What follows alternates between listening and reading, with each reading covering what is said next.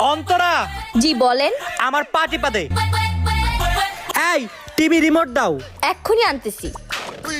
এই যে রিমোট। এই যাও আমার জন্য পানি নিয়ে আসো। এক্ষুনি আনতেছি। এই নেন আপনার পানি। আমার জন্য এখনই 1 কাপ চা বানাও আর আমার জামা কাপড় সব আয়রন করো, যাও। আচ্ছা ঠিক আছে। কি ভাবি, বিয়ের পর শুনছি মেয়েদের হুকুম চলে, এখানে তো পুরোই উল্টা। এখন দেখি ভাইয়ার হুকুম চলতেছে। তোমাকে দেখি কাজের বুয়া বানায় রাখছে। জামাই গোলাম, জামাই গোলাম, জামাই গোলাম, জামাই গোলাম, জামাই গোলাম।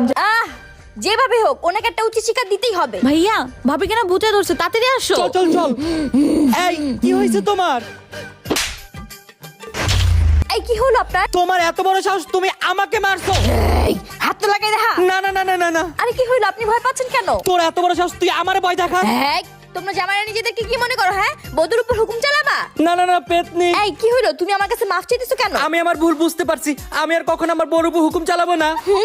এবার হচ্ছে বউর উপর হুকুম চালানোর মজা।